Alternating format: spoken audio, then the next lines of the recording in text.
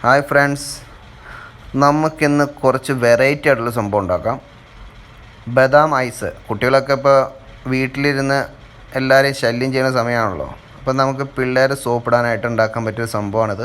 തലേ ദിവസം വെള്ളത്തിൽ കുറച്ച് ബദാം ഇട്ട് വയ്ക്കുക. ഇതുപോലെ നന്നായിട്ട് തൊലിയൊക്കെ കളഞ്ഞെടുക്കുക.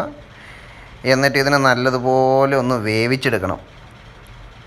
നല്ലതുപോലെ വേവിച്ച് പേസ്റ്റ് അടിച്ച് നമുക്കുണ്ടാക്കാം. വളരെ സിമ്പിളാണ്. എന്താണ് നമുക്ക് ഉണ്ടാക്കുന്ന മെത്തേഡ് എങ്ങനെയാണെന്ന് നോക്കാം. ഇതുപോലെ ഒരു പാത്രത്തിലേക്ക് ബദാം ഇട്ട് സാദാ വെള്ളം ഒഴിച്ച് വേവിക്കുക. ഇപ്പോൾ അതേ ബദാം നമ്മുടെ നല്ലതുപോലെ വെന്തിട്ടുണ്ട്. ഇതിനെ ഇനി മിക്സിയിലിട്ട് നല്ലതുപോലെ അരയ്ക്കണം. ആദ്യം കുറച്ചിട്ട് നമുക്കൊന്ന് ക്രഷ് ചെയ്യാം.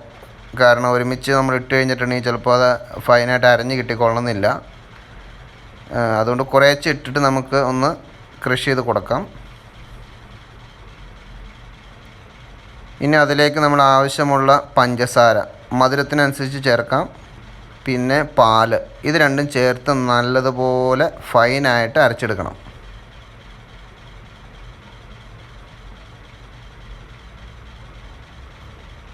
ഇതുപോലെ നല്ലതായിട്ട് ഒരു ക്രഷായിട്ട് അല്ല, നല്ല ഫൈൻ പേസ്റ്റായിട്ട് നമ്മൾ അതിനെ അരച്ചെടുക്കുക. എന്നിട്ട് ഇതുപോലെ ഒരു ഐസ് മോൾഡ് എടുക്കുക. അതിലേക്ക് കുറച്ച് ബദാം ഇട്ട് കൊടുക്കുക. അത് പിള്ളേർ കഴിക്കുമ്പോൾ ഒന്ന് കടിക്കാൻ വേണ്ടിയിട്ട് മാത്രമാണ്. എന്നിട്ട് അതിലേക്ക് സംഭവം ഇതുപോലെ ഒന്ന് ഒഴിച്ചു കൊടുക്കുക.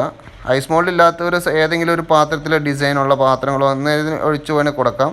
ഇപ്പോൾ എന്തായാലും ഇത് ഒഴിച്ചിട്ടുണ്ട്. നമുക്കൊരു 6 to 8 hours ഫ്രീസ് ചെയ്യാം ഈ സാധനത്തിന്. നമ്മുടെ 8 hours ശേഷം നമ്മൾ എടുത്തിട്ടുണ്ട്. ഇത് നല്ലതുപോലെ ഐസായിട്ടുണ്ട്, അടിപൊളിയായിട്ടുണ്ട് കേട്ടോ. ഇതുപോലെ പിള്ളേർക്ക് കൊടുത്തു കഴിഞ്ഞാൽ പിള്ളേർ നമ്മുടെ ശല്യങ്ങളൊക്കെ ഒഴിവാക്കി കിട്ടി. ഇതൊക്കെ കൊടുത്ത് പിള്ളേർ ഇത് ഐസ് തിന്നോട്ടോ എന്ന് പറഞ്ഞ് ഒഴിവാക്കിയാൽ മതി.